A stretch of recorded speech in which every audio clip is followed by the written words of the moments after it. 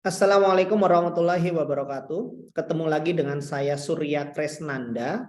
Kita akan melakukan kuliah secara online lagi melalui channel YouTube ini. Seperti sebelumnya, kita akan ada di topik kuliah Surya yang akan membahas tentang kaidah mengambil keputusan.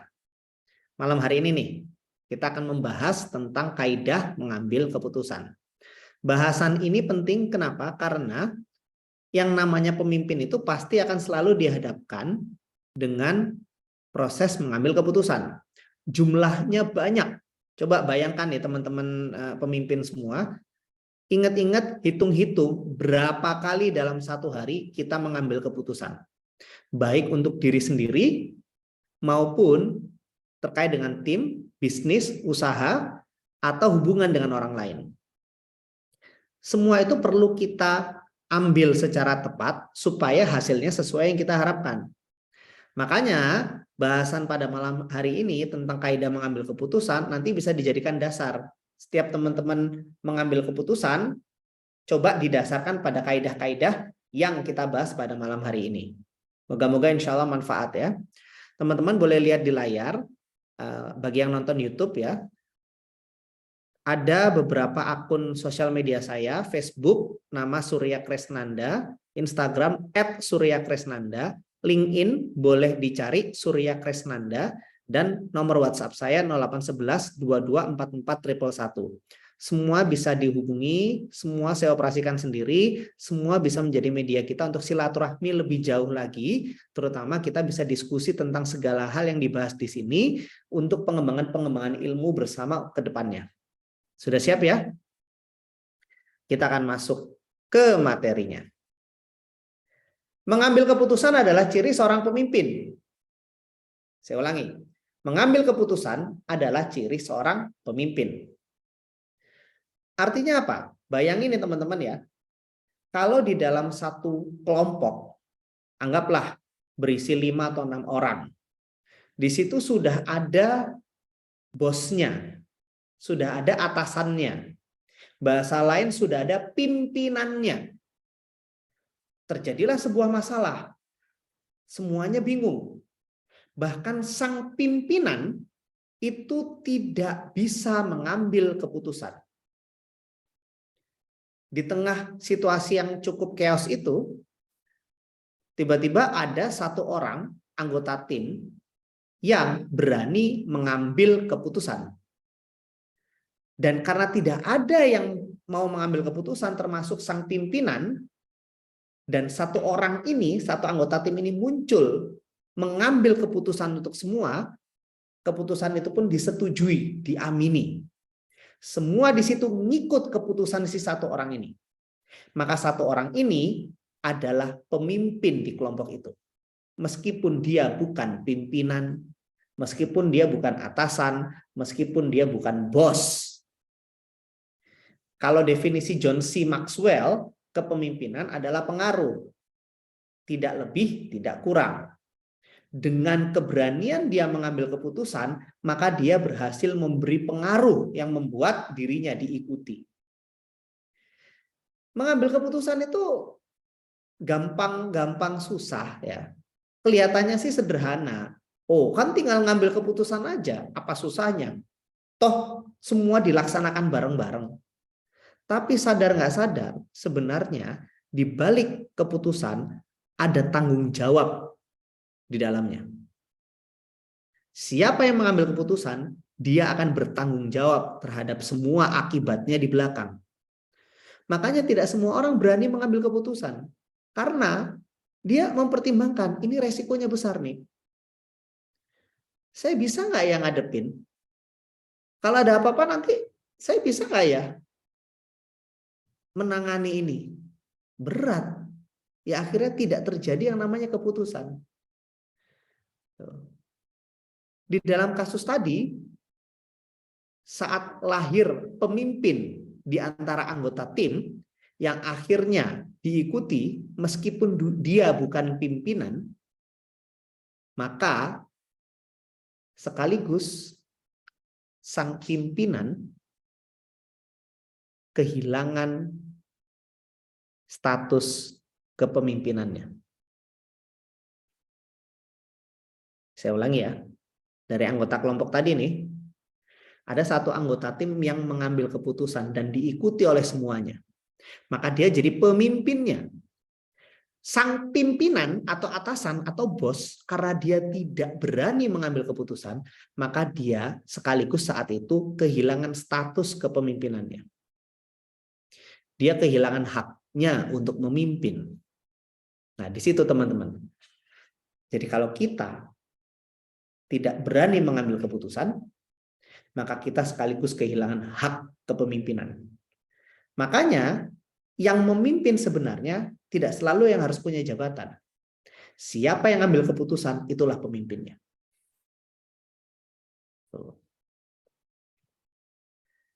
Pertanyaan berikutnya, kenapa sih ngambil keputusan itu gampang-gampang susah? Ya. Karena mengambil keputusan itu punya beberapa sifat. Pertama, setiap keputusan pasti mengandung resiko. Ini sifat yang pertama. Nggak ada keputusan yang nggak ada resiko. Semua keputusan pasti ada resikonya di belakang. Artinya kalau kita berusaha mencari keputusan yang tidak ada resiko, maka kita tidak akan pernah mengambil keputusan. Biasanya kan gitu ya. Mau milih A, aduh, resikonya begini. Mau milih B, resikonya begitu. Mau milih jalan yang di sono, resikonya kehilangan duit banyak. Mau ngambil jalan yang di sini, resikonya capek. Waduh, kok nggak ada yang tanpa resiko ya? Semua ada, berat semua resikonya. Itu memang ciri keputusan. Jadi saya ulangi untuk kesekian kalinya, kalau kita berusaha mencari keputusan yang tidak mengandung resiko, maka kita tidak akan pernah mengambil keputusan apapun. Artinya, saat kita sebagai pemimpin dihadapkan pada situasi di mana harus mengambil keputusan, kita mesti siap dengan resiko. Itulah kenapa teman-teman, tidak semua orang bisa memimpin. Karena tidak semua orang siap dengan resiko dari keputusan. Itu kaidah yang pertama. Yang kedua, resiko sebuah keputusan dialaminya belakangan, bukan di depan. Jadi, apapun yang kita pilih pasti ada resikonya. Tapi resiko itu dialaminya bukan sebelum keputusan. Tapi setelah keputusan diambil, baru nanti resikonya dialami. Makanya kadang-kadang resiko itu tidak selamanya bisa diprediksi. Contoh kalau keputusan dalam bisnis ya. Kita memperkirakan resikonya kehilangan uang 100 juta. Itu kan perkiraan. Begitu kita udah ambil keputusan, ternyata resikonya membengkak. Begitu dijalanin, ruginya 200 juta. Bisa. Bisa juga sebaliknya. Ternyata resikonya lebih kecil dari yang diperkirakan. Karenanya, saat kita mengambil keputusan, resikonya pun nggak bisa kita pastikan 100%. Semua hanya perkiraan, tapi pasti dialami. Itulah resiko. Dan yang ketiga, tepat tidaknya keputusan baru bisa dinilai saat sudah mengalami resiko keputusan itu.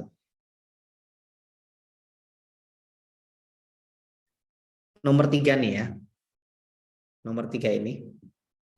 Kita hari ini ngambil keputusan. Kan kita selalu ingin keputusan kita itu benar. Tapi kapan keputusan itu bisa dinilai benar? Bukan saat keputusannya diambil. Keputusan itu bisa dinilai benar atau tidak nanti setelah kita nerima resikonya. Contoh misalnya begini. Saya masih ingat ya waktu COVID, awal-awal COVID bulan Maret, April 2020. Saat itu menjelang Ramadan kan. Dan begitu sudah Ramadan, banyak restoran-restoran besar yang menjajakan makanannya di pinggir jalan untuk orang-orang yang mau berbuka puasa. Bahkan nggak cuma pas Ramadan, brand-brand besar itu mereka jualan makanannya door to door. Banyak yang bilang saat itu kan itu ngerusak brand. Restoran besar kok malah jualan kayak kaki lima. Ya kan? Dan keputusan-keputusan brand tersebut untuk jualan ala kaki lima itu kan sebuah keputusan. Pertanyaannya, waktu keputusan itu diambil, kita akan jualan kayak kaki lima. Apakah itu keputusan yang benar? Nggak tahu. Saat itu. Sekarang kita tahu brand-brand tersebut berhasil bertahan. Maka kita bisa katakan, oh keputusan dulu itu benar. Kenapa? Karena membantu bertahan hingga sekarang. Kita bisa bilangnya keputusan saat itu benar, baru bisa bilang sekarang. Setelah semuanya kejadian. Dulu waktu keputusannya diambil, kita nggak tahu benar atau salah. Nggak bisa dinilai. Keputusan pemerintah terkait dengan vaksin. Ini agak sensitif ya, tapi izinkan saya memberikan pandangan saya pribadi. Keputusan pemerintah terkait dengan vaksin waktu itu adalah, kalau misalnya nggak vaksin, ini vaksin COVID ya, kalau nggak vaksin COVID, nggak boleh perjalanan, kalau nggak vaksin COVID, nggak boleh masuk mall. Banyak pengamat yang mengatakan saat itu adalah keputusan konyol. Keputusan bodoh, keputusan yang salah. Itu kan kata pengamat. Ya nggak tahu juga pengamatnya dari mana dan seperti apa kualitasnya kan. Tapi saat keputusan itu diambil, nggak boleh masuk mall kalau belum nggak boleh masuk mall kalau belum vaksin COVID. Nggak boleh perjalanan kalau belum vaksin COVID, misalnya. Saat keputusan itu diambil, nggak tahu benar apa enggak. Tepat nggak ya menggunakan perjalanan dan mall sebagai alat untuk mendorong orang-orang pada vaksin? Tepat nggak ya? Ya kalau perjalanan awalnya kan mesti PCR, antigen ya kan. Terus pas vaksin sudah rame kan belakangan memang wajib vaksin kan, kecuali orang-orang yang memang nggak bisa vaksin. Tepat nggak? Nggak tahu. Tapi saat sekarang kita melihat kebijakan itu ternyata membuat orang-orang akhirnya meskipun terpaksa berbondong-bondong untuk memvaksin dirinya. Maka kalau saya pribadi mengatakan ya keputusan itu tepat. Kenapa kok saya bisa katakan keputusan itu tepat? Buktinya berhasil. Buktinya berhasil. Ya mungkin ada yang bilang begini, ya kan bisa pakai cara lain. Ya oke. Kalau cara lain apakah pasti benar? Nggak tahu juga. Tapi buktinya keputusannya waktu itu berhasil kan? Ya sudah. Kalau berhasil ya berarti tepat. Selesai.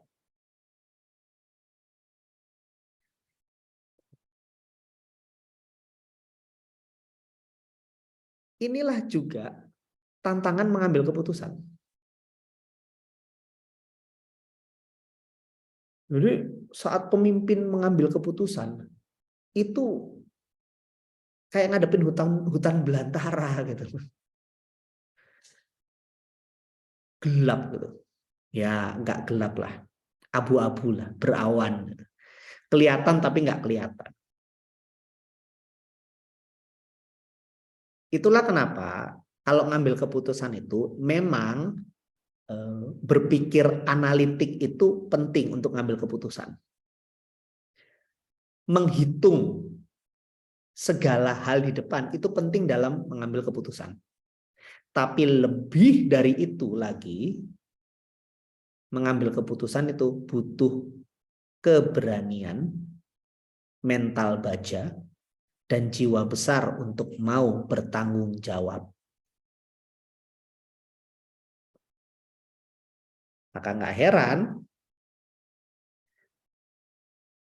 mengambil keputusan adalah ciri seorang pemimpin. Karena hanya seorang pemimpinlah yang punya keberanian, hanya seorang pemimpinlah yang punya jiwa besar untuk bertanggung jawab.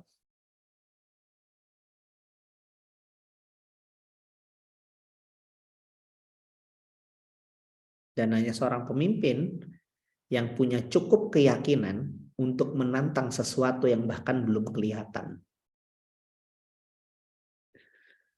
Ya. Jadi, apakah teman-teman ini seorang pemimpin? Gampang lihatnya. Teman-teman yang ambil keputusan apa enggak? Bukan. Nah, berarti teman-teman bukan yang memimpin. Lantas siapa yang memimpin? Lihat siapa yang ambil keputusan.